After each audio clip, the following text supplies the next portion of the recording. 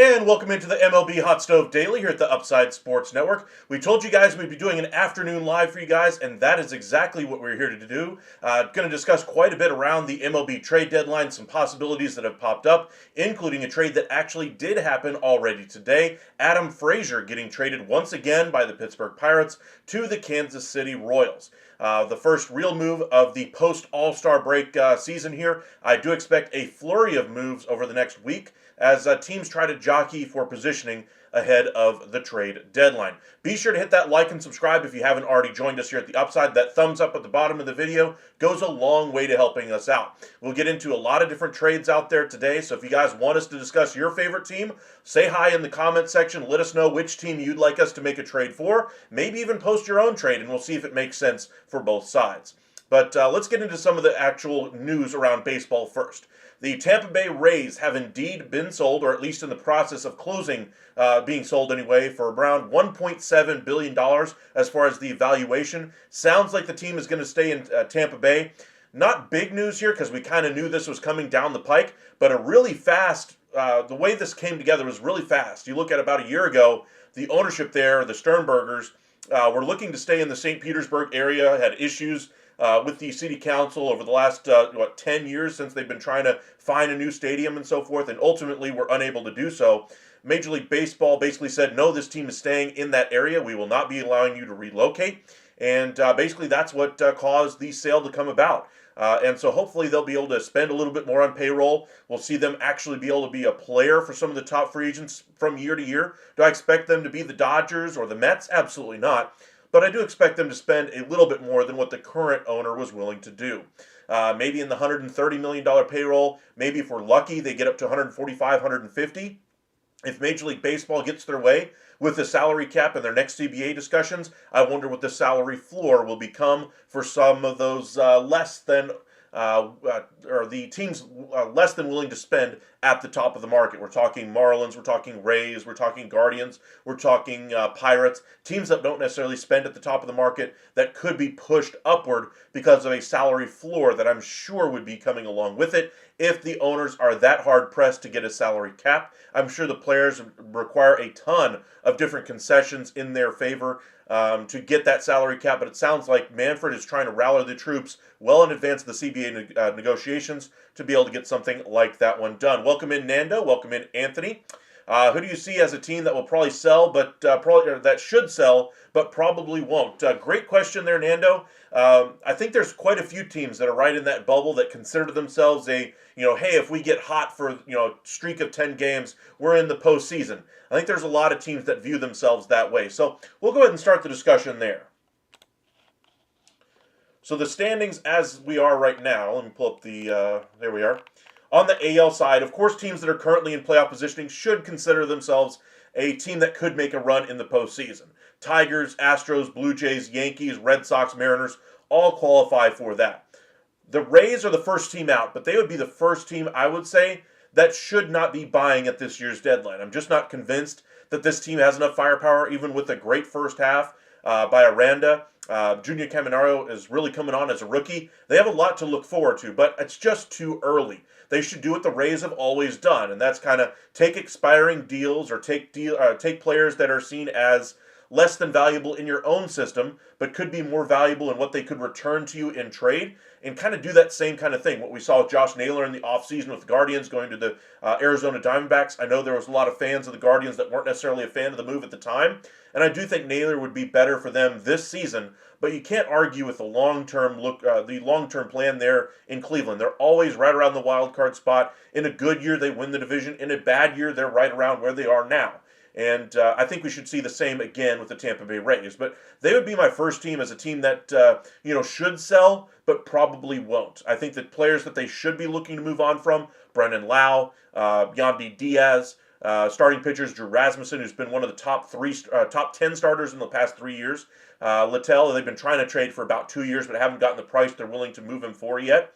They should be a team that sells, but likely stands pat. The Angels, they absolutely should sell. This is not a team that they should be investing anything in, certainly at the deadline. They certainly won't be buyers. I think they very likely will stand pat with what they've got with several different pieces. Maybe they move a Kenley Jansen. Maybe they move a Ward. Maybe this is the year they finally move Luis Rengifo, but I don't think they're necessarily going to be emptying out the tank here at the deadline. Twins, I think, absolutely should be selling at the deadline, and it sounds like they will sell some of their assets. You look at Griffin Jacks, Duran from their bullpen. I think both of those guys are gone by the deadline. I think this is a really good time to market Joe Ryan having a great year. There's really nobody on his level that's available at this year's trade deadline. So go ahead and capitalize on his value. And another player I would look to move is Byron Buxton. Do I expect either of those two players to move? No. Buxton has been up and down with his health anyway over the last, his entire career, really, honestly. But you look at Buxton, he's having a great year. He's on a very controllable contract here, 3 years left on this deal. $15 million-ish is the contract each year. Understandably, he doesn't cost the Twins a lot, and so you got to have some good productive players. There isn't necessarily a push to push him out of town, but when you look at this roster, this is not a team that's going to be contending. This is a very streaky team, a very young team that's going to get even younger when they bring up Jenkins and Rodriguez, the two top outfield prospects. If they sell here at the deadline, Jacks and Duran, this bullpen gets significantly worse. They're going to lose a lot more games in the second half. You go into next year, you're still going to lose more games because you're not going to be able to buy in the bullpen because your ownership isn't going to spend money on bullpen arms. So then you're going to have to sell in the offseason. And I just think you'd command more of a return for Ryan right now with 2 years plus another postseason run out of it. So you're getting 3 postseason runs out of Joe Ryan. That would be incredibly valuable in this market. Byron Buxton, career year this year, absolutely should be sold at the top of his price right now. 3 years left on this deal, and it's very cost controlled as well at $15 million. Even if he does get injured and revert to the player he was before this season, that's still a very manageable contract for some of the highest payrolls out there. A team like the Texas Rangers could certainly use his bat right now. A team like the Philadelphia Phillies could certainly use his experience over going with a young guy like Justin Crawford, who may have a brighter future, but wouldn't be able to add anything to a championship caliber team this season. Mets also looking for a bat. I think there's no shortage of teams that would be interested in his services, and again, you have no guarantee of what his value is going to be after the season. If then you decide, hey, I want to go ahead and trade him at that point, who knows? Maybe he does get injured in the second half. His second half is not quite as good as the first half. All of those things are extremely likely, or at least a high probability of happening after the season when you look at Buxton and other players from the Twins organization. They should be selling at this year's deadline. I think they'll sell some of their pieces, but I think they should go even further. The Royals, they just made an addition. They're 47-50. They're 4.5 games back of the wild card. I think they're playing with a little bit of fool's gold with a nice winning streak the nice run that they had going up to the All-Star break. I think that team really played well over the past 10 days, but that is not the team that's what we've seen on the field all season long, and I don't think those results are replicable. So, as good as they were over the last 10, I just see the Royals as a team that ultimately finishes, maybe 6th, 7th worst record. I just don't see them going any higher than where they are now. Maybe they climb over the Twins. Maybe they climb over the Angels. But I don't see them getting better than the Rangers this season. I don't see them better than the Rays this season. Even if they were to add another piece or just stand pat, I just don't see them being above any of those teams that I just mentioned. So they should be a team that sells, but it sounds like they're going to add Adam Frazier here and likely won't sell pieces like Seth Lugo, who could command a nice return in a trade. Welcome in, Hank. You know what to say no matter what. There's always an upside, Sports Network. Thank you, Hank. Appreciate you joining us. Be sure to hit that thumbs up at the bottom of the video. Whenever we do go live, you will be notified. Orioles should be a team that sells. They will sell. The A's, they don't really have a lot that they can trade at this year's deadline, but I think the pieces that they get asked about, they will try to move if they can. I just wonder what pieces they'd be willing to move that are long-term assets, looking at Rooker, Soderstrom, Mason Miller, pieces like that. I just don't think they move any of those. But if they do, I think they get a nice haul for any of those players, really. And then the White Sox, they're going to be sellers. Anybody asks about any of their players, they'll be more than willing to discuss those things. On the NL side, your clear buyers, or at least players that are teams that will not be sellers anyway. Dodgers, Cubs, Phillies, Brewers, Mets, Padres. Now, the Padres and Brewers might do a little bit of retooling, but they certainly won't be considered sellers here at the deadline. Same thing goes with the Giants. I don't think they'll be looking to sell off their assets here at the deadline. Cardinals, I think, could go one of two ways. They could say, hey, let's change course. This was supposed to be a season about developing our future, seeing what pieces are going to be here around, after the season. And, with the success that they've had this year, they could make the argument, hey, we're here. Let's see if we can push for another wild card berth.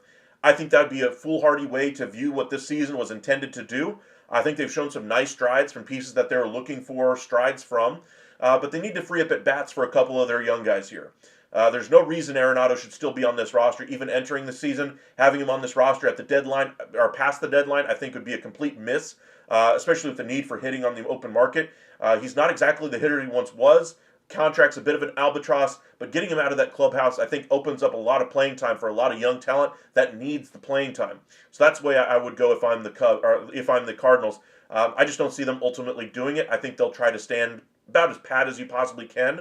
I think Helsley should have been traded in the offseason. He's had a nice first half, so he's still at least maintained his trade value in the first half year.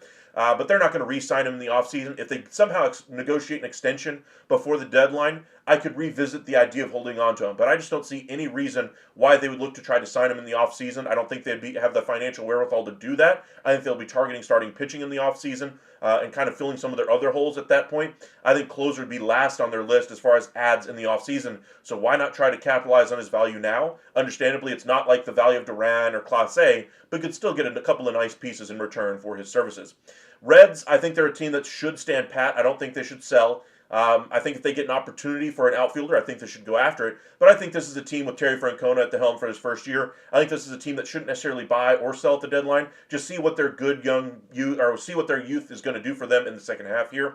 Maybe a veteran for the clubhouse, but other than that, I ain't doing anything else.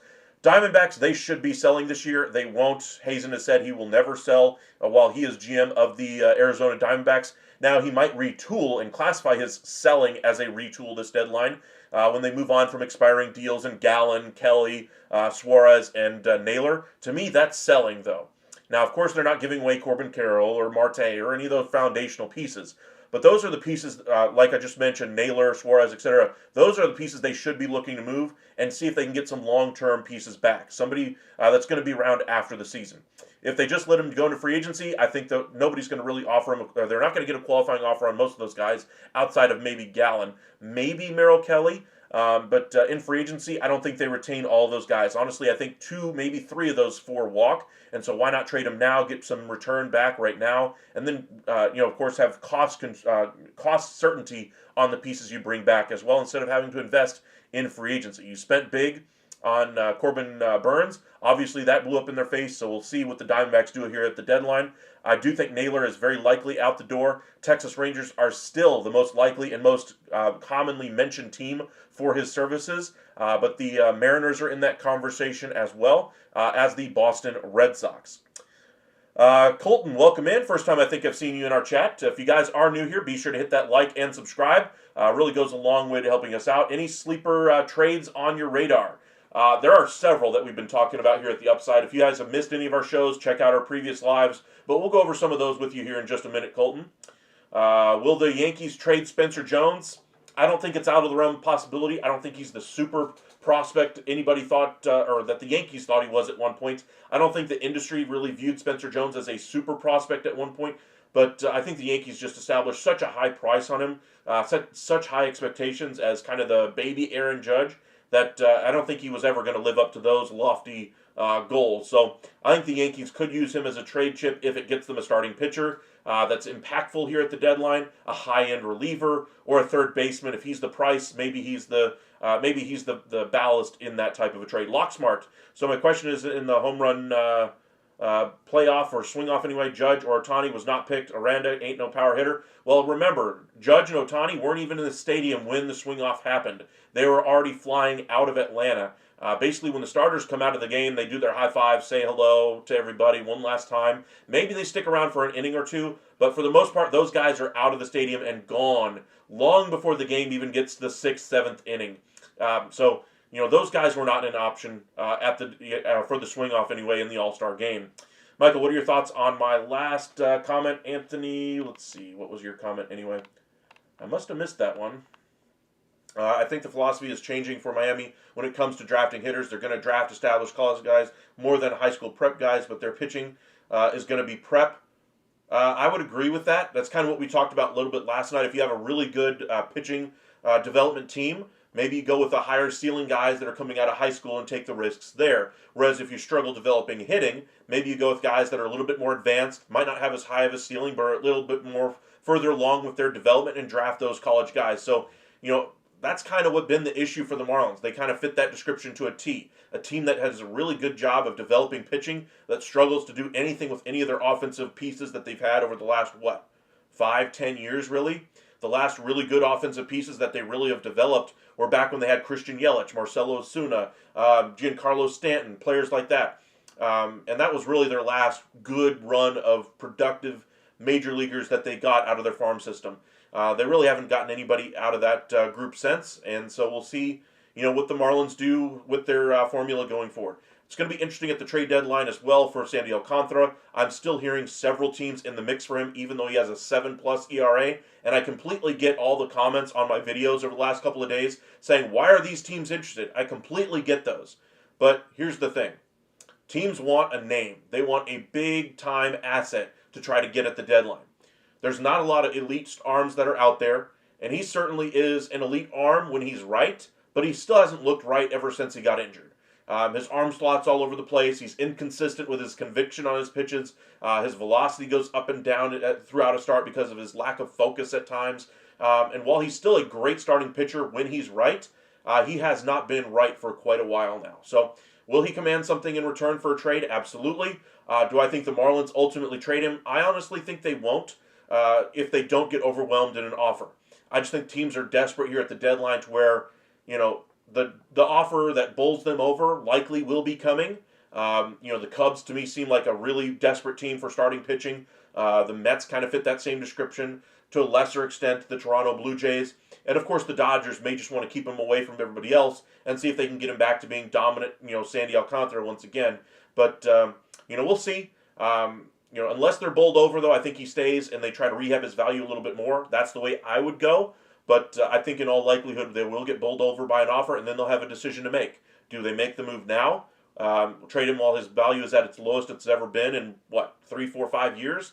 Or even lower, honestly, than when he was injured. They could have gotten more in a trade then. But as of right now, his value is much lower than where it was even at the start of the season, especially with a first half that had a 7.22 ERA. All right, let's try to catch up on a few of these last couple of comments here. Justin, welcome in. Appreciate you joining us. What do we need in LA? If you're the Dodgers, to me, you just need health more than anything else. I would look for a replacement for Conforto as well. I think Conforto was a bit of a miss as a signing when they made it. He hasn't really proven me wrong in that regard either. And I think they could use some depth there. There's any number of ways that they could go about solving that issue. They could go, transition somebody who's a corner infielder to an outfielder. They could do something like that. They could do something like taking on a bad contract from another club. They could go the route of rehabbing a guy who's injured right now and bring him back along slowly. They could go any number of directions here. But I think they're going to go big name hunting here at the deadline. I don't think they need to do the penny anything. So if they're going to do something, I think they're going to do something big, like the Sandy Alcantara move I just mentioned. But I think they're looking for more of an opportunity than just filling a specific need. I think they're just mainly looking for health. That's really all they need right now. They get everybody back and healthy, even with some guys who might not be fulfilling everything you hoped they would be when you signed the contract like a Conforto. I think they have so much talent that they can overcome pretty much any weakness or any perceived weakness on their roster, but you still have to go out there and win the game. Royals got Adam Frazier from the Pirates. Yes, they did. We mentioned that just a few minutes ago, that the Pirates have once again traded Adam Frazier. The second time the Pirates have actually done that in his career. Royals looking like they're trying to buy here at the deadline in what is, to me, a big surprise. Let's see here. Do you see any trades happening before the deadline? Absolutely I do. I see several trades happening this week. I see even more the following week. Usually if you're looking for a bigger trade to happen, you need some time before the deadline. So the deadline is the 31st. We'll be live that day, by the way, all day long. Make sure you join us for that one. Hit that subscribe button, like the video as well. But, as far as trades, if you're looking for a big trade, so we're talking like a Joe Ryan deal from the Minnesota Twins, say you're looking for a controllable asset, say Mason Miller gets moved from the A's, or Brent Rooker, Austin Riley, Matt Olson, Byron Buxton, those bigger type of moves I think are going to take place a few days before the deadline. I doubt those types of moves get done on deadline day. Usually deadline day is reserved for middle relief options, guys that are on expiring deals, rental type players. That's usually what you see on deadline day. So we'll see plenty of those guys moved. The Diamondbacks, I expect, will be a player on deadline day. They have several guys that should be moved on the deadline. The four that I mentioned, Suarez, Naylor, Kelly, Gallen, I think they should trade at least a few of those and try to recoup some future assets for them. Pirates get Cam Devaney, a 26-year-old infielder. It was a small trade. That was, kind of the trade we saw earlier. Sean, strange trade by the Royals for Frazier. That's kind of my thoughts exactly. Strange because I don't think the Royals should be buying. I don't buy into their winning that they did right before the All-Star break. This has been a very poor offensive team all year. Adam Frazier does nothing to me to change that significantly. But you're giving up, a small return in this deal. So I guess if you want to, convince your, roster that you believe in them, this is the small move that you make to show them that. And if they show you something before the deadline, say they go on a 10-game run like the Boston Red Sox did, then maybe that changes things. I just don't think it will, and I think they'll ultimately stand, pretty much pat with what they've got right now. Let's see here. Can you do a trade for Eduardo Cabrera to either the Dodgers or Houston? We can. I think Houston would be a great fit for him, honestly. Dodgers, I don't think that move would really work, primarily because I think they're going big game hunting. They have too many starters, both on the roster right now, even with the guys that are hurt, and guys that will be coming back from injury that are going to be better than Cabrera in that rotation. So keep that in mind. Dodgers about to get Snell back. That's something, they're going to get a lot of players back in the second half here. Nando, what is the first big name to drop, do you think? That's a great question. Today's Wednesday, the 16th. We got about 15 days till the deadline. Biggest name, I think, is probably going to be one of the elite relievers. We're talking Emmanuel Clase, we're talking Duran, maybe Jaron Duran anyway from the Boston Red Sox if they get a controllable starter back like a Joe Ryan. I think that would be the first quote-unquote big name that we see. I think that we're going to wait until, the price to be set on a lot of these, expiring deals that we'll see a little bit closer to the deadline. But big trades, I think we could see, very likely by the end of the week, maybe into the weekend. Usually by the Sunday, a couple weeks before we have a little bit more activity, a lot more rumors will start flying between now and then. Really excited for the game between the Rangers and Tigers on Sunday. That'll feature two of the best pitchers in the entire American League, Nathan Eovaldi versus Tarek Skubal. To me, that has AL Cy Young race written all over it. Eovaldi was 6 innings shy of qualifying to be among the qualifiers for the ERA title, ending the first half. He only needed 6 innings there. 1.58. Tarek Skubal, I believe, is at 2.23. And if Eovaldi holds his own in that game, say he throws another gem like he did against Houston, say another 7 innings, 1 run, 8 strikeouts, 1 walk, 2-3 hits allowed, something like that, I think Eovaldi vaults right to the top of the discussion for the American League Cy Young, like he should have been the entire freaking time. I still find it fascinating that the American League, when they were making the team, that they didn't at least nominate Nathan Eovaldi, long before the All-Star game and then replace him because, again, he pitched right before the All-Star game. Even if he wasn't going to pitch, he should still have gotten the recognition. Rangers did right by him by giving his $100,000 bonus for making the All-Star team. They believed that he was snubbed in that, and so they did the right thing. A lot of teams did that this year as well. Let's see here. I'm projecting for my first big name to drop, Sandy to the Dodgers. I do not think that one would have to wait till the deadline. I do agree with you there, Anthony. I think the Marlins are going to have to make their decision fairly quickly on him, whether they're going to keep him. If they're bowled over by an offer, I think that could be one of the first few names we see. But I think that one's probably going to take another week until we get any real rumors on that one. More defined market around him, what the cost could be, those kinds of things. Let's go ahead and get into some trade talk, shall we? Suzuki was snubbed as well. There's a lot of really good starters that were snubbed on the Phillies side. Suarez, Sanchez, both getting snubbed. I think they should involve a utility player. They should have like a special designation for the All-Star game for like a utility player. I'm not saying Josh Smith for the Rangers would have gotten it, but I'm saying if you're not going to send DeGrom, you're not going to send Eovaldi, the team needs to be represented. If you're going to have all teams represented and that be the goal, just having DeGrom say, I can't pitch, and now it's too late in the process to bring anybody else in, there would have been another spot to kind of bring in an all-star that way. So, I think that utility players are getting honored now with Silver Sluggers and Gold Gloves. I think that should change for the All-Star game as well. But we shall see. Heel, if you are the Royals and you want to contend, then why not go out and get Marcell Ozuna and platoon Vinny and Perez at first base? Just something to throw out there. I don't think the Royals are contending, though. I just really don't. I mean, even if you go after Ozuna, I don't think you're passing any of the two teams that I mentioned. So looking at the deal, so the teams that are currently in the playoff race, Tigers, Astros, Jays. I don't think the Royals are better than any one of those. I don't think they end up getting a better record by the end of the season than any of those teams. Yankees, Red Sox, Mariners. I think right now the Royals are significantly worse than both the Yankees and Red Sox. To some extent worse than the Mariners as well. Tampa Bay, you could make an argument that if they made the trade there, they'd be similar as far as value. Or similar chances to make the postseason. Rangers, I don't think they'd be able to get close to. I think they will. The Rangers will be right there along with the Mariners for that final wild card spot. If they catch fire in the second half, they could go even higher. I think the Angels are going to be about where they are now. Best case scenario, that could be around where you get for the Royals. If you make a buy type of a move like that. But I just don't see the point in making those types of moves. I'm not a buyer in the Royals, conclusion of the first half of their season. Welcome in, baseball purists. Appreciate you joining us once again.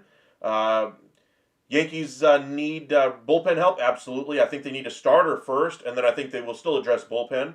Michael, you like the Mets' chances to win the NL East? Well, right now, Phillies lead the NL East by, half a game? To me, I don't think it really matters between the two. I think you'd prefer to win the division, absolutely. But I don't think it's a guarantee either way, that even if they don't win the division, that they're bounced early in the playoffs. I just think it makes it a lot harder of a road. I think the Mets need to add a starting pitcher, an ace at the front of that rotation. Then they can compete with the Phillies and the Dodgers for best team in the National League. Cubs, if they add a starter, same thing. But as far as how imperative is it for the Mets to win the division, I don't think it is. I think that offense will travel, especially once you get to October. Soto really plays up in those situations. I think you could carry the Mets against the Cubs, especially if the Cubs don't get a starting pitcher. Phillies have a great rotation. I think they're a more well-rounded team overall than the Mets. So if I had to give the nod, I'd say the Phillies right now win the division. Jonathan India didn't produce, absolutely. Reagan's injury killed their momentum this year. To a certain extent, I'll agree with you on that one, but their offense has been the issue more than anything else. Their pitching right now, even with Reagan's injury, only allowed 356 runs. That's still a really great pitching staff for the Royals, even without Reagan's. But the offense, only 328 runs, mustered so far. That ain't going to get it done, even with the trade for Adam Frazier or a trade for Ozuna. I just don't think that would be enough to get it done either way. Hey, I agree. I don't see them in the playoffs, but delusion is a strong friend, my friend, referring to the Royals, obviously. Well, I think the Royals are a middling team at best. The one thing you never want to be whenever you're trying to compete and win is one of those teams that's caught in the middle. You're not good enough to get in the postseason. You're not bad enough to get a top-end pick. So you're caught in this kind of purgatory, if you will. I think without Bobby Witt on that team, we're talking about this team competing with the A's and the White Sox for worst in the AL. I mean, even with that really good pitching staff, if Bobby Witt wasn't there, we're talking bottom feeder in the AL for certain. And we're not far away from that discussion already. So I think they're closer to the bottom right now than they are the top. So while I don't think it's remotely likely that they make the postseason, I don't think that they have necessarily chosen a direction long term for this organization, and so that they can still do a number of things here at the deadline. I think it'd be foolhardy to believe that Bobby Witt would be on the market, but in a year, 2 years, I think the Royals are going to have to make some hard decisions about the direction of their franchise. Do they bottom out? Do they add more payroll? Do they go after some big-time free agents? They're going to have to pick a direction here because being in the middle is nowhere in Major League Baseball. And then do a trade for Stowers to the Mets. We can possibly do that one. Mariners won't make the playoffs. Not sorry. I believe that the Mariners are a better team this year. I think they're going to be really close to making it. The question is, can the offense hold up? I think their pitching will be good enough. Caglione ain't ready yet, maybe next year. True. Stowers seems like the kind of player that would be an Astro, to be honest. I do like his power. I think that will play. But I'm just wondering if the Marlins, change their philosophy as far as what they're targeting in the draft and with their emergence of Stowers, if that was part of the impetus for it, in which case, then you're not moving Stowers because you see him as a future piece. If this was, say, they were still going the high school route for a lot of their talent, their young return in trades for their starting pitchers this deadline, then I think the Suarez trade becomes a lot more likely either at the deadline or in the offseason or deadline next year. But let's get into some trades, shall we? Talked enough about who could be buyers and sellers. Let's actually have some fun. We'll start anyway by looking at some trades you guys have already posted on baseballtradevalues.com. This would be the Mariners basically adding a third baseman, a power hitter here for a couple young prospects. I really like the return for the Diamondbacks, but I don't see any reason why the Diamondbacks would do this. Remember, they're still trying to compete this season to make a wild card spot, so I don't think this trade would be overly likely. The value is there, but there's nobody going back to the Diamondbacks that immediately fills the hole left by Suarez. To me, this trade does not happen. Bednar to the Phillies in exchange for Moises Chance. That's a pretty decent trade. I love that trade for the Pirates. For Philadelphia, I think they're looking a little bit bigger game than David Bednar, even though he's been a lot better since he returned from the minor leagues. I think they're looking Class A. I think they're looking Jax. I think they're looking Duran. I think Bednar probably is option number 5, 6 on the list. But if they don't get those top options, I think they could circle back there. To me, this is a type of player that fits a lot more into, say, the Texas Rangers, as far as a team that's been connected to Bednar for years. I think maybe this is the year Bednar ultimately goes there. But the value is there for the Pirates. I'm just not sure the Phillies ultimately pull the trigger on something like that. Cubs, they get their starting pitcher, Merrill Kelly. They get their third baseman in utility guy in Eugenio Suarez, although Suarez to me isn't really that versatile player defensively. You get Wicks back to help out right now. Birdsell. I'm not hanging up immediately if I'm the Diamondbacks, but I still say no to this deal. I'm looking for something else in return. Wicks is a nice piece, but I'm looking for something else in this deal, especially if I'm packaging both of these guys together. If they deal Kelly and Suarez, I think it's in 2 separate deals. I don't think they put them together. Reason being is because you try to maximize the value of each piece. So, for instance, you trade Merrill Kelly, you try to get, say, a $7 million valuation back. You trade Suarez, you're looking for, say, an $8 million valuation back.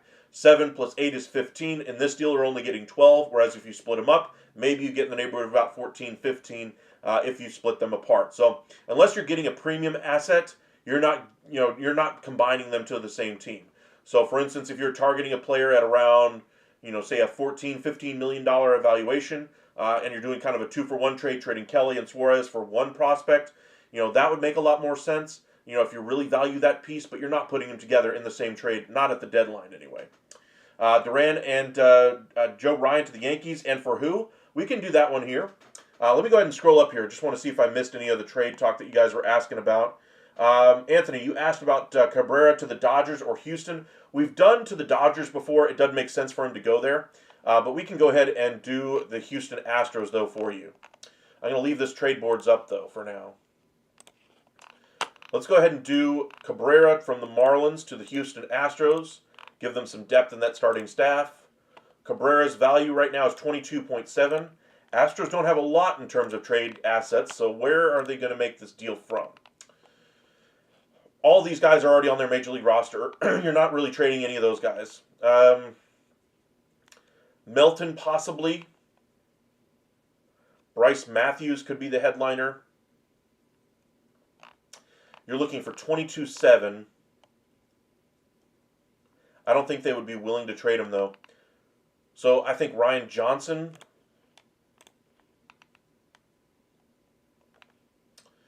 Yannick.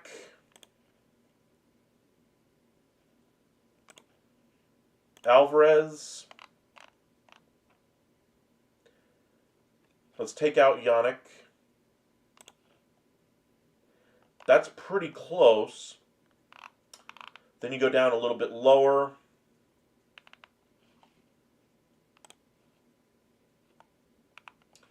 Another starting pitcher. They develop starting pitching, though. Whitcomb, no. Whitaker, no. Let's go back to the first page. None of those really move the needle. DeZenzo. It's a little too much value.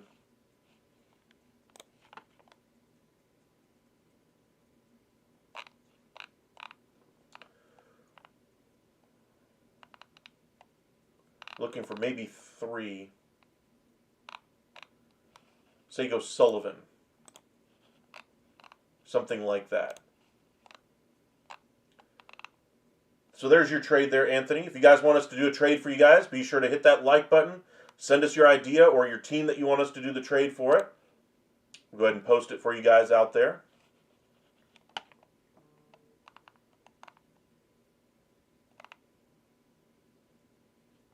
Got a couple requests anyway for LA. We can do those here in a second as well. Hank will do that one here in just a moment. But let's go ahead and kind of finish up a couple more trades on this page here. We'll do two and then we'll make another deal. Danny Colon for Jay Allen. That does nothing, honestly, for either team. That's kind of a low-cost asset to get for the Reds at the deadline. I'm not a fan of it either. For the Reds, I think they'd rather hold on to the piece if you're getting such a small asset back. But that cost isn't astronomical. It's doable. Guardians get a buy here at the deadline, adding a controllable starter. I don't think that would happen either. And then the last deal we'll look at before we make another deal, Bednar and Ferguson to the Blue Jays in exchange for Joey Luperfido, Shrek, and Edward Duran. It's not a horrible deal if I'm the Pirates. I like the versatility of Luperfido, but I'm not getting anything to write home about in the deal. So I'd probably say no. I'd look for something more specific that I'm looking for. All right, let's go ahead and do another deal. We have the Yankees request. Let's go ahead and do that one. Or, no, the Dodgers request, excuse me. If it'll ever load, of course. There it goes. All right, trade simulator. We're going Dodgers. Like I said, I think they're doing a trade. They're going to go big game hunting. We've already done Sandy Alcantara quite a few times.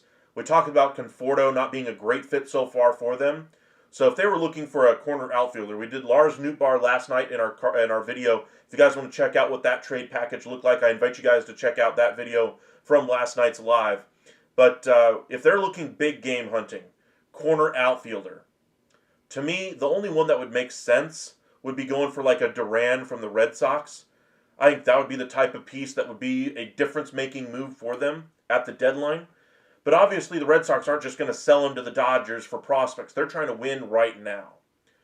So the trade that we could do is a three-team deal. Dodgers, Red Sox, of course, are your first two teams. Then you go to the Minnesota Twins. And the reason being is because the Twins don't necessarily need a Duran back. They're going young if they trade Ryan. So the trade would be the Red Sox trade Duran, who's at a 43 value, to the Dodgers. The Twins, meanwhile, trade Joe Ryan to the Red Sox. Now, Red Sox are going to have to include a little bit more value here. Arias, I think, could be the second piece in this deal. But I think the Twins are going to want a starting pitcher back of value here, and they can get position player prospects from the Dodgers, I believe. So you go Valera to go really young. Clark was the piece we put in there yesterday. I think you'd be looking right around that mark as well. So let's say they throw in Clark. He'd be close to making the rotation anyway for the Twins next year. It's not a bad deal. Red Sox get 67 in value. They give 70. And for Joe Ryan, you're only giving up Duran and two pieces. That's pretty good for an ace for your staff or somebody to go right behind Garrett Crochet.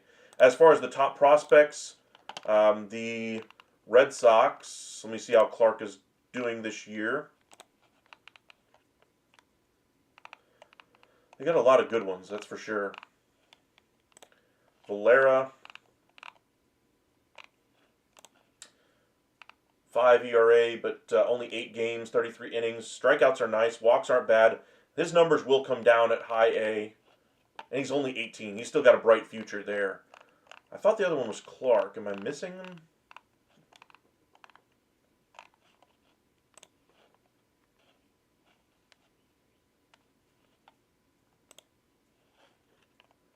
Brandon Clark.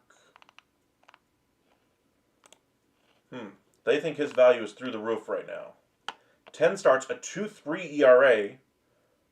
He is pitching well. That'd be a great return for a pitcher. But he's at high A. He's not yet to double A. So he probably spends another year and a half in the minors.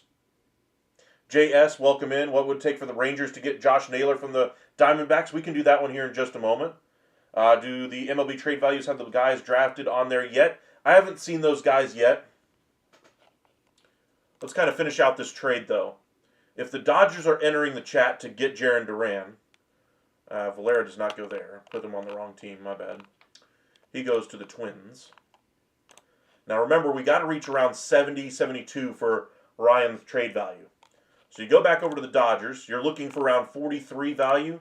The difference-making trade for the Dodgers. I think Zaire Hope would probably be the ask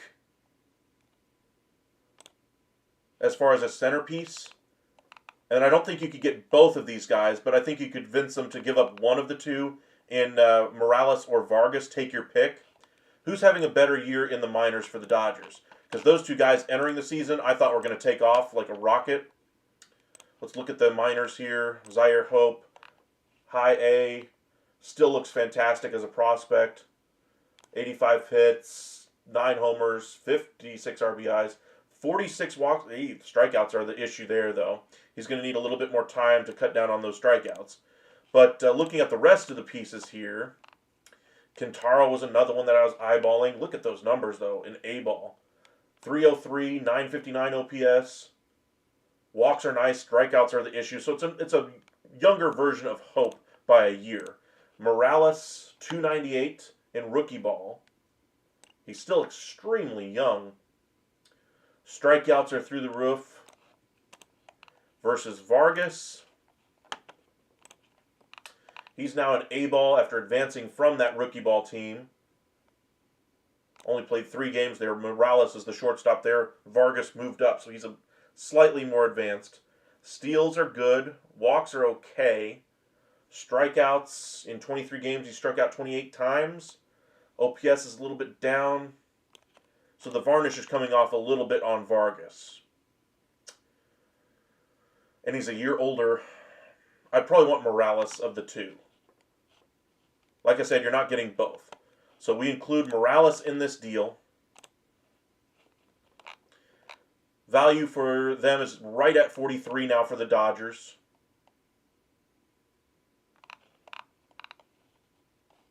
And then I think the last piece they include in this deal, because he's injured and has literally a 0 value right now according to baseball trade values, is Bobby Miller. That way there's your replacement in the rotation next year when he's healthy.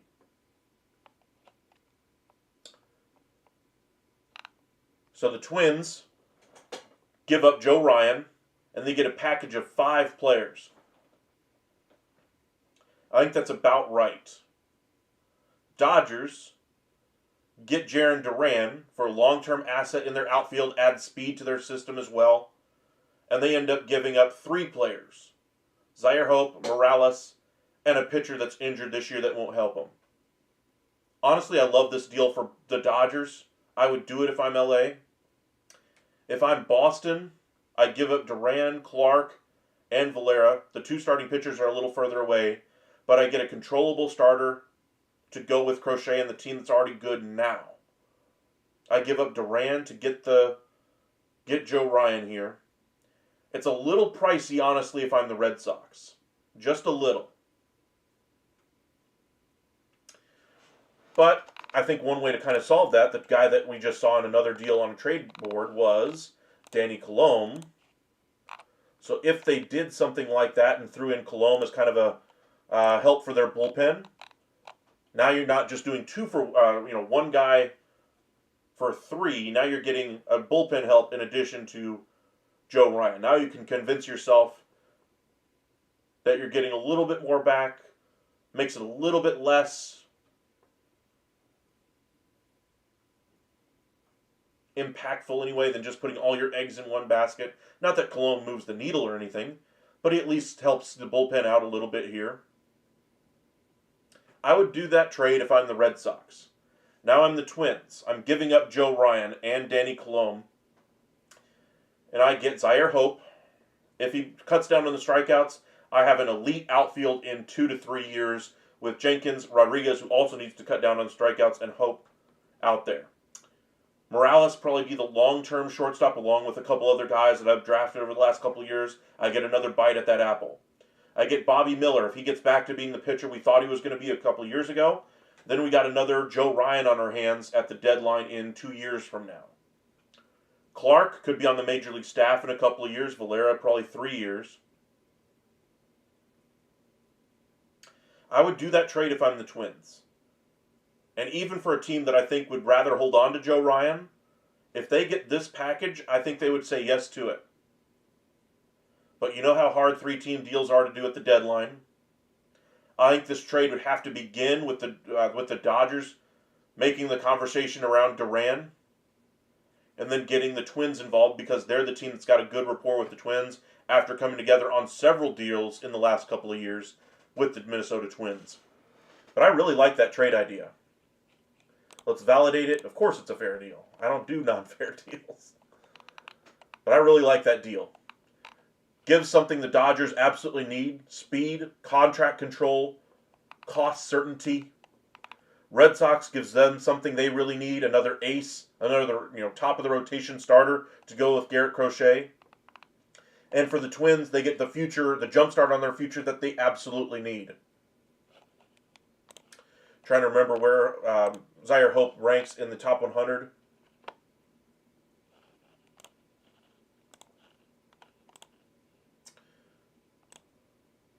So you get a top 35 prospect. I think that's about right for where I would value him, even after the deadline, with the draft included pieces. Really like that deal.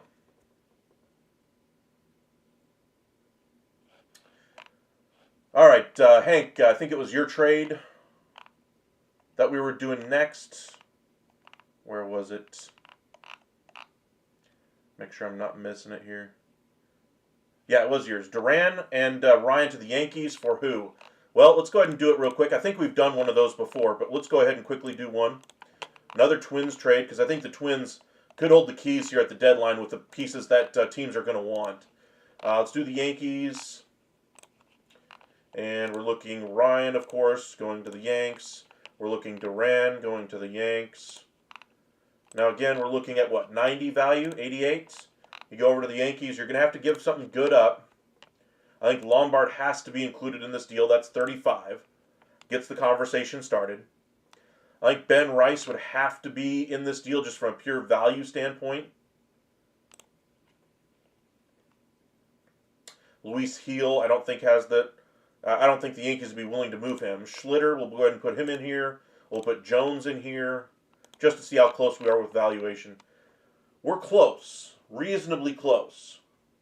I don't think you give up Rice and Jones in the same deal. Maybe reroute Rice somewhere else in this deal. Say they take out Rice. You put in Cunningham.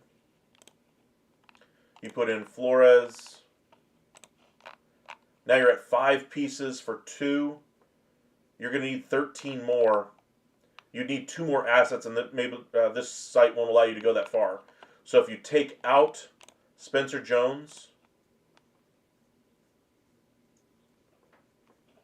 and put in Ben Rice back in this deal, I think you could get there with another $5 million piece. Something like a LaGrange. So there's the Yankees getting Joe Ryan and Duran from the Twins. But look at what you'd have to give up to get there if it was just a straight-up deal. Now, I don't think you want to attach a negative asset to it, but one way to reduce the cost here would be to take on the contract of Carlos Correa. The trade up here currently, honestly, I think the Twins say no. I don't think they're getting enough back from the Yankees. And from the Yankees' perspective, Joe Ryan would be a great option for their rotation. I mean, a great option behind Fried, Rodon, Cole next year. That'd be a really good rotation next year. I just don't think that the prospect package here, I think it's just too much. You're giving up both quality and quantity from the Yankees farm system, and I think it's just gutting it far too much. So I think both teams probably say no to this package. So let's trim this package down a little bit. Take out all these extra pieces real quick. We'll leave Lombard in the deal as kind of the centerpiece. But if we were to include a negative asset, Carlos Correa looks like they adjusted his value again. They've been moving his value up and down like a yo-yo this week. A couple of days ago, it was in the 48 range. A day or so ago, it was in the 38 range, and now it's back up to 41. I mean, eek.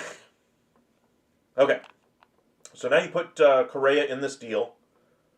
If the Yankees bite down on the whole thing,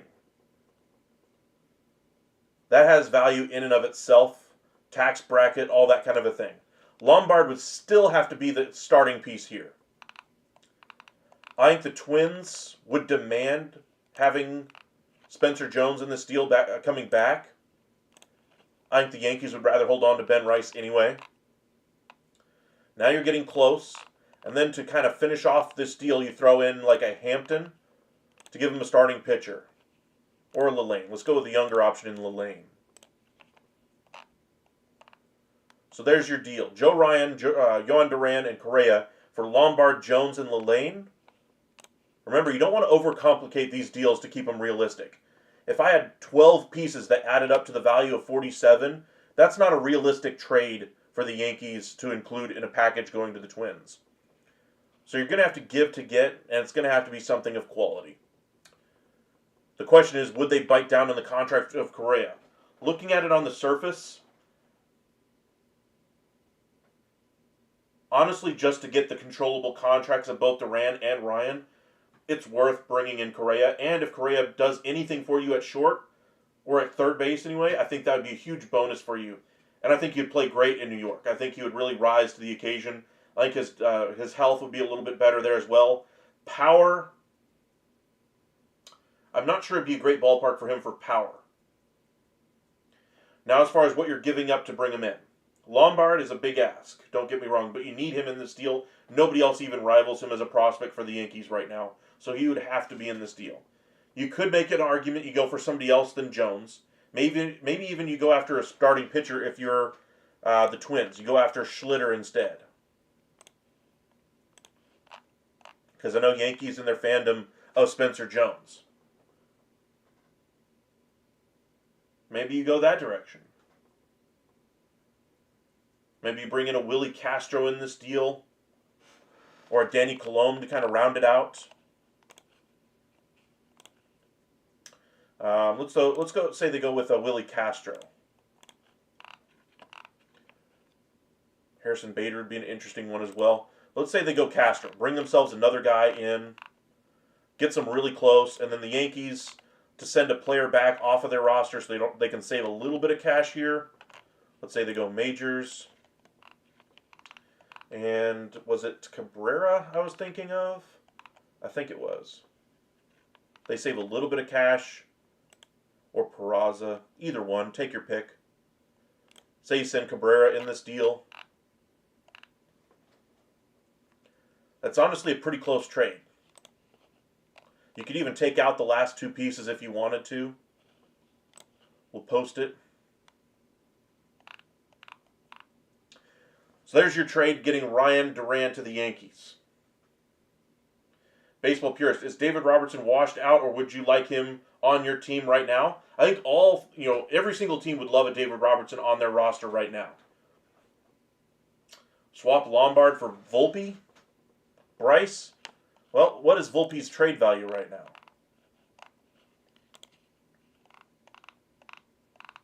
I know everybody wants the next great thing, but sometimes what you already have on your roster, that's 15 too low. That's not an equal change there. So if you wanted to include Volpe, you'd have to include probably Ben Rice and probably another one of these pieces. Say a Cunningham instead of Lelaine. Volpe's still only 23 years old. I agree. I don't think Volpe's all that great either, but he's still only 23. I'm just not sure Lombard is that great. I think his value is incredibly valuable to the Yankees to acquire a piece like this. And if you're the Minnesota Twins, Why would you want a guy who's only 3.5 years away from free agency rather than a guy whose clock hasn't even started yet? So while the Yankees fans and a lot of us, in the audience right now would want to say, give up Volpe instead. Look at the values; they're close. But to the Twins, what value does Anthony Volpe bring? Yes, he's 23 years old, but you're going to have to start paying him a lot sooner. And because, you Yankees fans know his value is indeed lower than that of Lombard, the future, the grass is always greener in George Lombard. Same goes in a trade here. Twins are going to value Lombard similarly to what you guys do. So including Volpe in this deal, I don't think gets this deal done. If you try to switch Volpe in here, I think the Twins just say no, we'll wrap it up and go to a different team. Say that trade we just made to the Dodgers and with the Red Sox, I think that would be far more likely than what the Yankees trade would end up looking like. Remember, you still have to beat other offers. It's not just what equals value for you. You have to convince the other team that it's worth giving up their controllable talent, their player, to you, and by the way, not trade him to another team as well. Of course, you don't want to overpay. That's why these trades are harder to make in reality than it is just by equating values on a screen. And who knows, maybe the GM has a personal connection with a player that we aren't even talking about. And it's like, hey, I think this player could be the next great thing since sliced bread. They look at Lelaine and they're like, oh my God, I think he could be the next Jacob deGrom. Nobody else views him that way, but that might be what the guy making the decision is thinking. That might be what the owner, personally said, hey, I want you to draft this guy. Even though you don't value him anywhere near what I do, I want him in my team. You have to take into consideration those kinds of things as well. All right, let's go ahead and make a couple more trades. JS, what would it take for the Josh Naylor from the Diamondbacks? Let's go ahead and do that one for you. Oops, missed him. There's the Rangers. We go Diamondbacks here. There they are. Now, Naylor.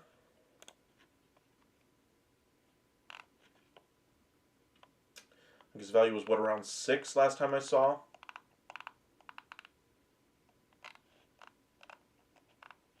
Is it even lower now?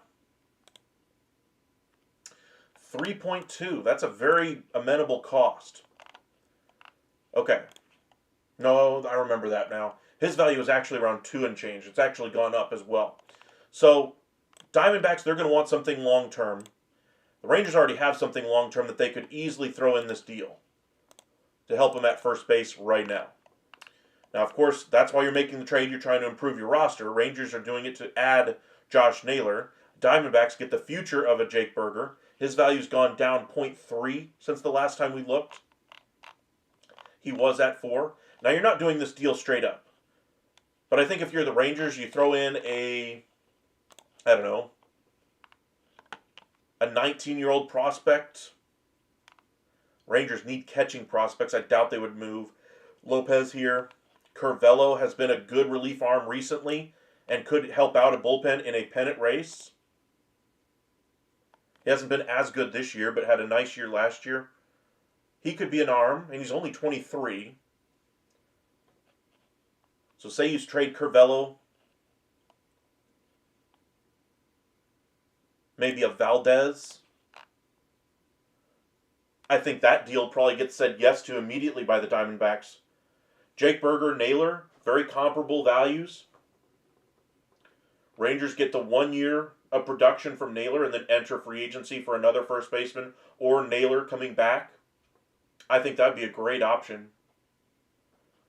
So that would be your cost there if you're a Rangers fan. Going for Josh Naylor. And remember, they've been the team that's been most connected to him, and I think they have a ready-made piece going back to the Diamondbacks that fills exactly the role of what Mike Hazen is looking for at the deadline. If I'm trading a piece off my team, basically this is what the GM there, Mike Hazen, said. If I'm trading a piece here at the deadline, I'm not doing it to sell. I might do it to retool the value of my roster. So you get 3 more years of Jake Burger. The Rangers get an expiring contract. The offensive upside for the Rangers, significant. Looking at the offense here, let's look at the hitting first, and then go to the Diamondbacks. Actually, let's go to all of Major League Baseball.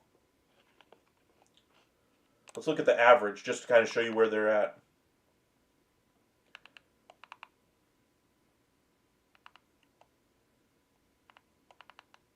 Right now, Naylor is at 14th, 294. That would be tops on the Rangers right now. And that's just average. We're not talking about the home runs. We're not talking about the walks, which are still pretty good at 35.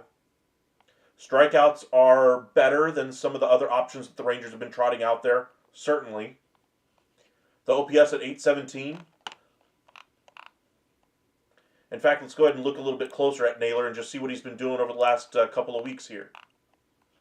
In the last 2 weeks, hitting 235. Last week, 182. Gives you some worries for an offense that needs help and not a declining player. But Naylor's been good this year. Maybe he was just wearing out in the first half. In either case, that doesn't necessarily help his trade value. Henry, welcome in. We can do that one here in just a moment. How about Adolis and Skylar Hales for Kumar Duvall and Wade Meckler? That's not going to happen. Rangers are not trading Adolis Garcia. Contrary to all the reports that have been trying to say the Rangers are going to sell Adolis here at the deadline, that's simply not going to happen. He is the vocal manifestation of this team. They are not getting rid of that engine, the emotion that they need, and especially with how they closed the first half. Adolis Garcia is staying a member of the Rangers unless they end up going like 0-17 and fall completely out of the wild card contention, which isn't going to happen. Adolis will stay with the Rangers. Or Mason Miller. We can go ahead and do a look at what a trade for a eighth inning closer guy, like a Duran or a Miller or a Clase. All right. What was the other trade that one of you guys just mentioned? Can you see what a trade for the Astros sending Melton Gordon to the Marlins for Stowers and Alcantara? We can do that one. Marlins and Houston again. We already did one a minute ago for Cabrera. So you're saying Stowers and Alcantara. 23. And what was he, 17? Now he's down to 12. His value, by the way, in just the last couple of days, dropped from 17.8 to 12. That's how poor Sandy Alcantara is pitching. Honestly, it should be lower than that, but yeesh. All right. So you get those two pieces. You're looking 32. You're saying Melton and Gordon for the Marlins. Melton. Honestly, if you're giving Melton in this deal up, why? Like, Stowers and Melton doesn't make sense to make that move to me anyway. But let's finish out this deal like you have it here. Gordon is the second piece. 3.6. That ain't getting it done even for Kyle Stowers.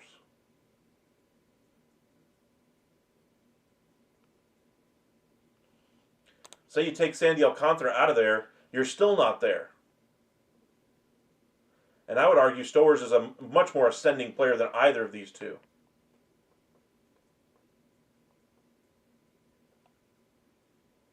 Let's go ahead and clear this trade out.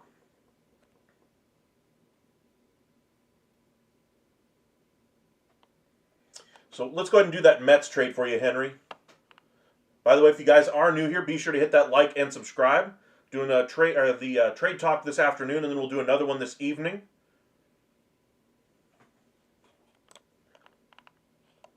All right, so you're saying for the Mets, they go for an elite closer option. Let's start with the A's. Mason Miller. 4 years of control after the season. Like you mentioned, Diaz can opt out. So he becomes your closer of the future or your eighth inning guy this year. However you want to split it up. His value 28 though. Mets or the Angels. The Athletics are certainly going to want a lot more in return. Is it worth giving up Jet Williams? I would argue that they would be adamant about keeping him. To me, they would absolutely need starting pitching. I think Tong would be the first piece they would want. He would have to be in this deal to make sense for the A's. I think they'd be looking for another starting pitcher. I think Sproat would be that guy. How close are you with those two pieces? 28 and 28, you're pretty much there, but I don't think you'd take 2 for 1. I think you'd need one more piece to go back the other direction, and I think it would have to be an impactful one. Let's say you put Gilbert in there. I think you're a little bit overpaying now, but if you go back to the A's, you go back to their major league roster, who's got a value of around 2 or 3 that they could put in this deal? They're not including Max Muncy. Who's on an expiring deal? How about that? And Duhar's been a good player this year. Arias has some value this year. Urshela. Probably Arias out of that group. Yeah, I think Arias would be the piece that you'd throw in this deal. So Arias and Miller to the Mets for Tong, Sproat, and Gilbert. Maybe you take out Gilbert and put in a small piece instead.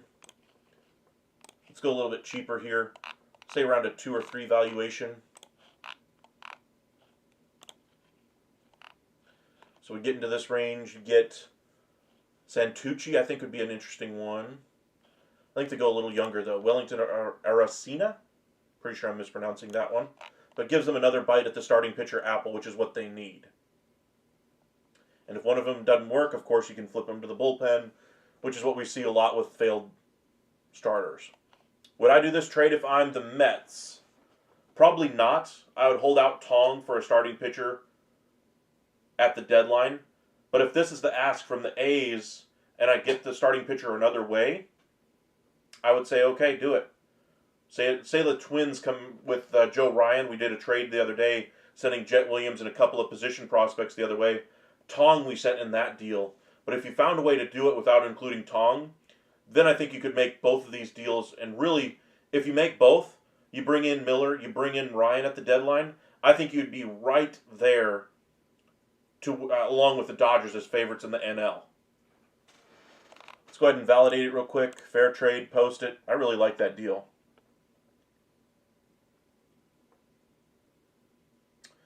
Duran you mentioned as well. What about the A's pitcher that's disgruntled, Severino? He ain't going anywhere. Disgruntled or not, he is not going anywhere. He signed that deal to get the money. We knew he was going to be unhappy eventually anyway, because he took the deal because nobody else was offering him that kind of money. And right now there's no value in taking on that contract. And the A's certainly aren't going to eat it for you. All right, Heel, what would a trade look like if the Rangers got Duvall? I don't think the Giants would be willing to move him. In the offseason, I thought there was a possibility they could, but they're looking to still try to compete for a wild card spot. But if they did, what would his value look like? Duvall is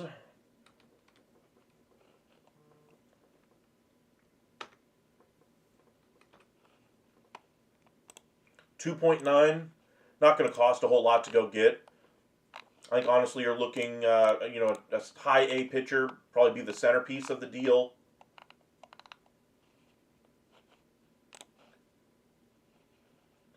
So you do like a Hageman possibly.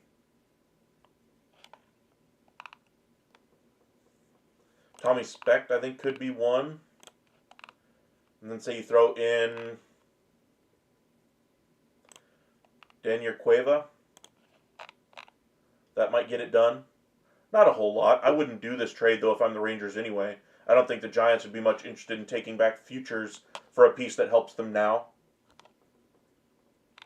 Especially when they're trying to win this year after the Devers trade. If you guys are new here, be sure to hit that like. Got about 27, 28 of you guys with us right now. Let us know what trade you would like us to see. Let us know in the comments. Send us your trade package. Even just a team, a player, we'll go ahead and discuss it and see what a trade would look like.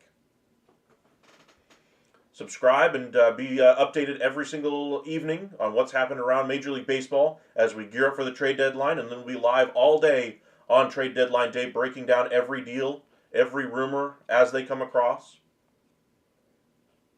Go ahead and just check and see if anything's been happening while we've been doing this. Got a couple of videos coming out for you each day this week.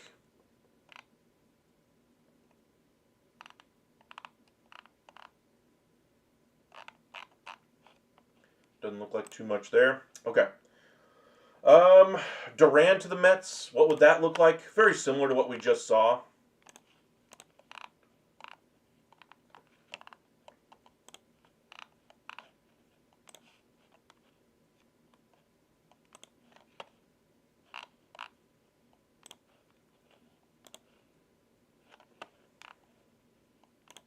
So 20 valuation.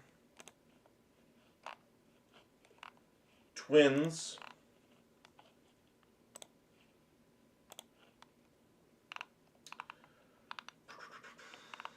They got outfielders coming. They want starters, I believe, in return. You could go a young shortstop in Pena. I think that would be a great option as kind of a secondary piece. Gilbert, as far as an outfielder right now that helps them, that could be a piece. Baez is another young piece they could throw in. How close does that get them? 25 to 20. It's not bad. Twins throw in, I don't know, Colomb.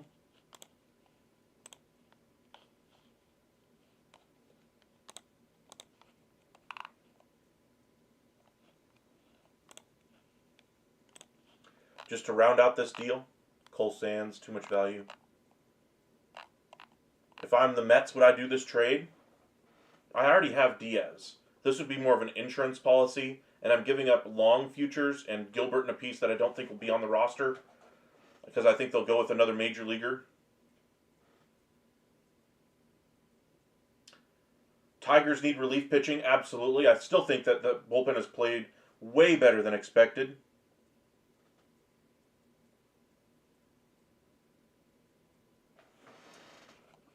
Let's go ahead and validate and post it for those of you who are Mets fans. You guys can check it out. Let's go ahead and do the one for the Tigers for some relief pitching.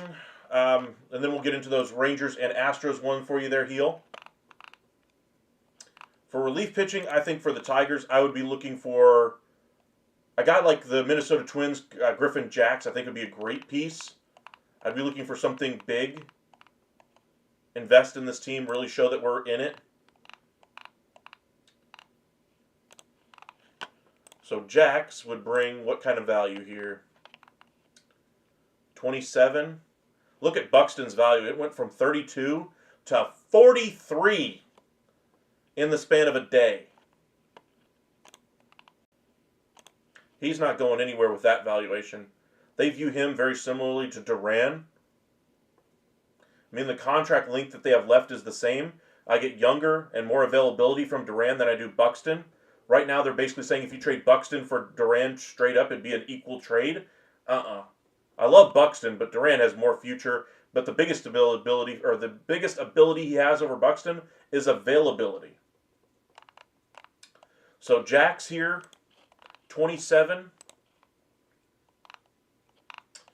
You're going to have to give up something good. Let's say you give up one of these catchers that you're working with as kind of your frontline piece. Twins have been trying to do something with catchers for a while. You go with Jace Young, 5.4. He could probably be on the roster right now. Is that good enough, though? I think that gets you close. And maybe a young starting pitching prospect. Young as in like young. We're talking young. 19-ish. 21 wouldn't be bad. 18, Owen Hall. Let's go ahead and do that one. So Owen Hall, Jace Young, and Brasino in exchange for Griffin Jax. Willie Castro could go in this deal as well and maybe get a little bit more of a return here. Would I do this trade if I'm the Twins? Probably not. If I'm the Tigers, would I do this trade? I probably would do that trade if I'm the Tigers. I think it's a little lopsided in their favor. Even though the value says that the Twins are getting more value here, Brasino's the piece that excites me out of that deal. Jace Young has had his struggles at the major league level. I have my questions about him being able to eventually become a productive major leaguer, and then a lottery ticket in Hall doesn't move the needle one way or the other. That's more of a throw-in to take you from a, hey, we're close, to, hey, now we're good on the deal. Bersinio's a good starting block, but I would want a little bit better piece than Jace Young. So let's go ahead and take him out and go with a different one here. Again, we're looking around a $10 million piece. Shortstop would make some sense.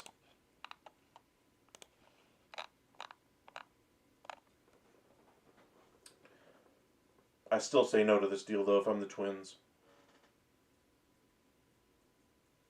But Jax, I think, would be the type of pitcher that they should be targeting. Now you're saying McMahon to the Rangers? How good of a season is he having? Let's look at that first before we make the deal. Because I don't think he's having as good as a year as some of you guys think. 212 is the average. Honestly, for that type of production, I'd rather just stick with what they've got right now. Flex Haggerty over to DH a lot more. I don't think I'd go for a Ryan McMahon. If they did, I believe his value is negative right now anyway for Colorado. Because of the contract. Yeah, negative 20. No, thank you. The second guy you mentioned there is Andrew Heaney to the Stros. Let's go ahead and do that one. I think that's going to be a good name here at the deadline. How interesting would it be to go from the Rangers winning a World Series to now going against the Rangers a couple years later? Pirates are where he ended up this year on a $5 million deal. And that's going to be an abbreviated value because he's not going to have much of that term left either. He did have a rocky start recently, but he's been really good this year. 1.5, I'd say that's reasonably close to the value here. You might get up to 2.5 in return for him. Now you go to the Astros side of things. Again, you're looking probably hitters more than anything else here. Lottery tickets. But you want one piece that you can point to and say, that's the reason we made this trade. Diaz could be that player. Jaworski could be that player. I think you go Diaz here. Luis Baez, though. His name has been mentioned a few times before. Let's say they go Baez as kind of the centerpiece. Your valuation, you're already a little bit above. But again, they're not just going to do it one for one. If you go down to 4, give something really small value. Ochoa, maybe? And Ramirez. What does that do to the valuation? Now remember, you got to beat out other teams for his services, and I think there will be somewhat of a market for him. I think he's going to be one of the best rentals that we see moved. That are not aces anyway. At that price, I think might get you to the front of the line for him, or at least close to it. If I'm the Stros, would I say yes to this package?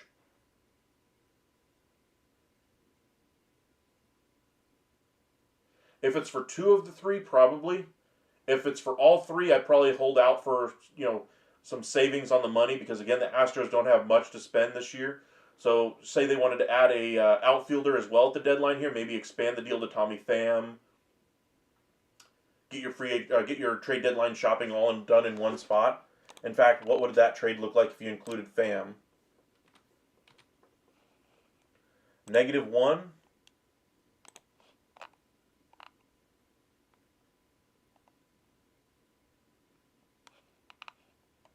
And then say you threw in, I don't know, $2 million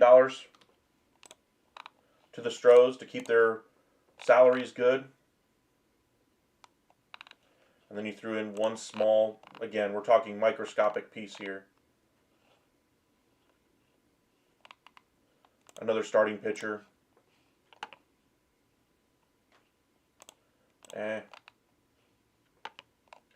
Rodriguez, Carnacion. So you go Gonzalez. There you go. 2 for 1. All of them are A-ball or even rookie ball. I'd probably do that if I'm the Stros. Small trade gives me an outfielder that I need. I don't have to do any big budget, breaking moves. Both of these guys are free agents at the end of the year, so I have my money freed up again. I'd probably do that trade. If I'm the Pirates, I would love this trade as well. I'm going to go ahead and post it because I like that trade for the Astros.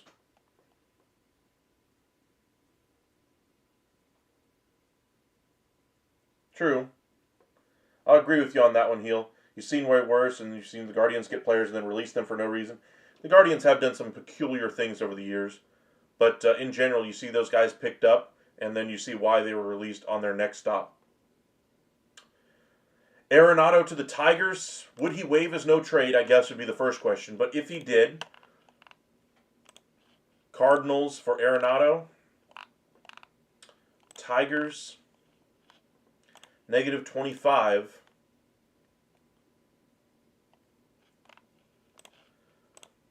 Tigers' negative assets are Baez, Cobb,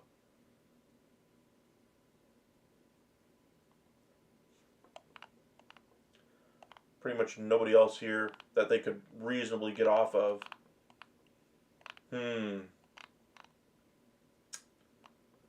Cobb would be the one guy as far as a ballast money-wise.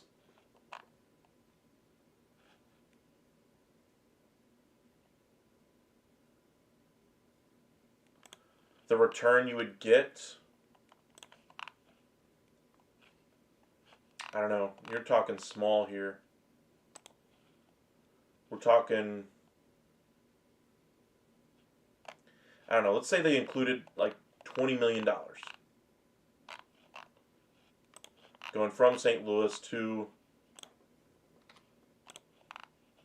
the Tigers. Cover a little bit of the contract. Even if they did that, you're still talking negative asset.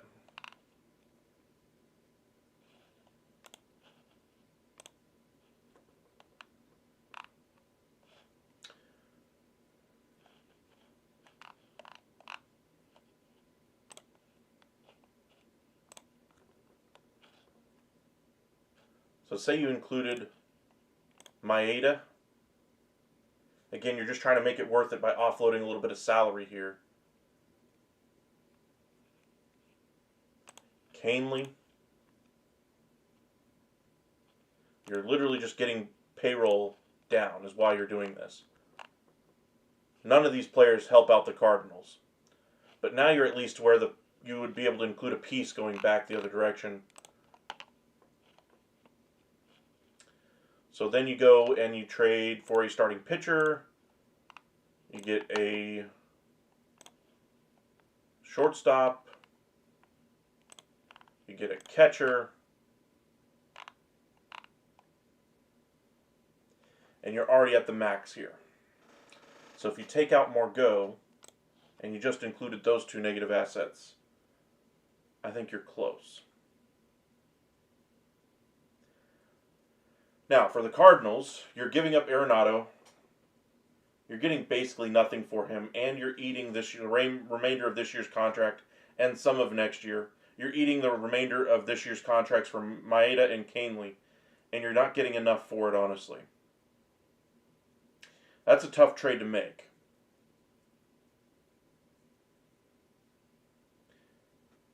And the Cardinals aren't including more money. I find it hard to believe they would take back Maeda and Canely to eat more money for you anyway.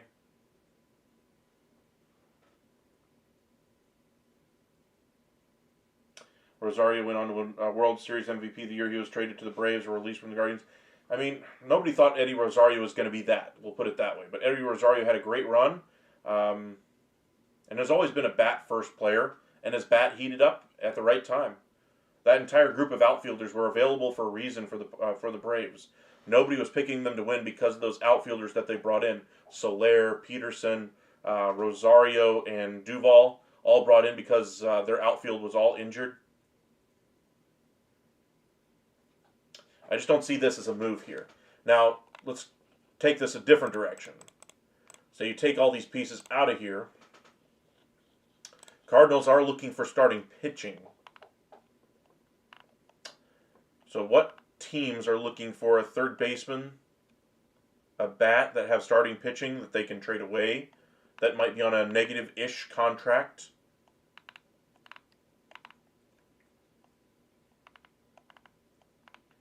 Yankees and Stroman, maybe? Revisit that trade idea for Arenado.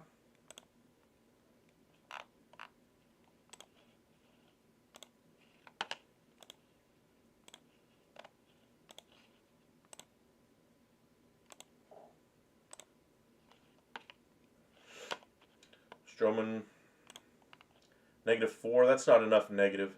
So Arenado's a tough piece to move unless they eat enough money on it. There's got to be a fit, though, for his contract.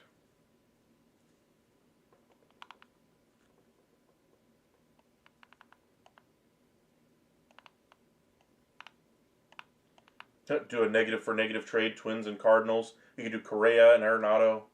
I don't think that would ever happen. No trade clauses included on both sides. Those kinds of things. O'Hearn to Boston. In division, I think that'll be tough. I think that as far as teams that will bid a little bit more than the Red Sox, I think you're looking at the Mariners. I think will pay a little bit more. But we can do that one. Orioles and O'Hearn to the Red Sox.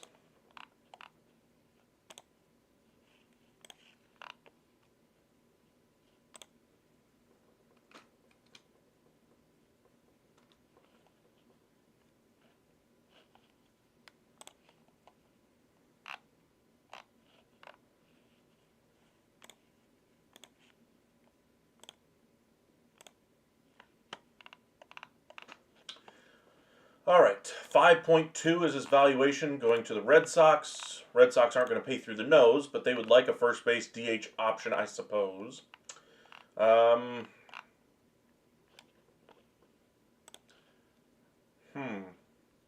me, you're looking for pitching, but they don't have a whole lot of pitching to give up. Kyle Harrison doesn't really move the needle. I think if you go Pies, I'm not sure how to pronounce the name, but we'll throw that as the first piece.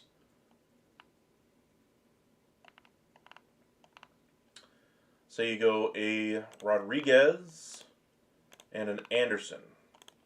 How close would you say we are? I think we're a little over.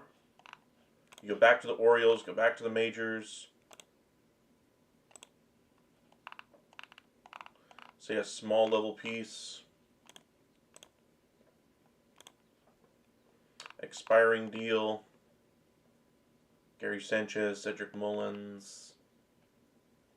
Gregory Soto, Kittredge, Soto maybe go Morton, throw in a little bit of cash, Eflin, throw in a little bit of cash. I think he'd be the type of starter they could go for. Then you throw in like, I don't know, $3 million.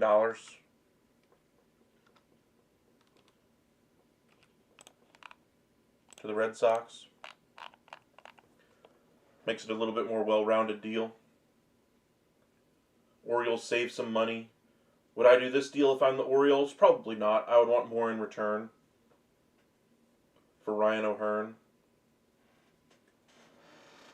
If you take out those two pieces, is it worth giving up that package for him?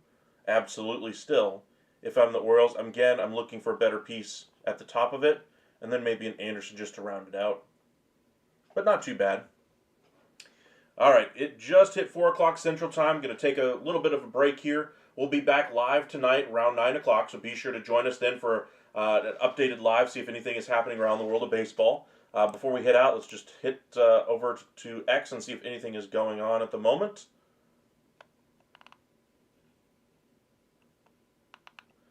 Baseball America, George Lombard, top prospect we just mentioned earlier in this video, one of the top 20 prospects in baseball. His brother Jacob is more advanced at a younger age.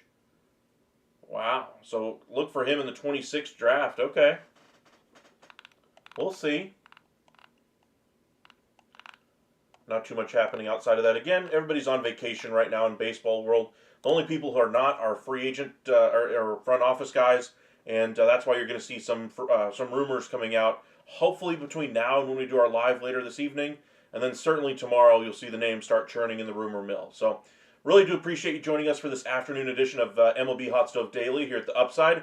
Be sure to hit that thumbs up at the bottom of the video. Thank you guys, Hank, Heel, Locksmart. Thank you guys all for joining us today. If you guys are new here, I noticed we had several new faces in our live since we did an afternoon one for once. So really do appreciate you guys joining us for the first time. But if you haven't hit that subscribe button already, please do so. Follow us on X at UpsideAscend. If you want to be notified when we do go live, we post every single time when we do go live. If you're wondering why my intro takes so long, that's because I'm sharing it on all the different social media to let you guys know we are live out there. So if for some reason your notifications aren't working from YouTube, you'll be notified from the other sites as well. But be sure to hit that subscribe button, like the video, interact with us, send us a message. We'll try to get to your comments in our lives. We try to go through as many of your comments as we can on our live streams. Thank you for the super chats we've received this week. I want to thank you guys so much for supporting our channel. We'll be back live around 9 o'clock this evening. Usually we do our power rankings on Wednesday or Thursday nights. Obviously that's not going to happen since nothing's changed since we did our first half power rankings on Sunday. So that will have to wait until next week for our updated power rankings, since literally nothing has changed since Sunday. So we'll get into that as well. But I really do appreciate you guys. We'll see you guys around 9. Make sure you guys join us for our live on-trade deadline day as well. Almost forgot to let you guys know we'll be live probably for north of 8 hours on trade deadline day. We'll start early in the morning, recapping anything that may have happened overnight, which there usually is on the eve before the trade deadline. So make sure you have your notifications turned on. So if anything does happen, you'll get the short little 15-minute or 15-second clip about what happened, and then you can immediately join our live thereafter. But thank you guys for joining us. We'll see you guys around 9.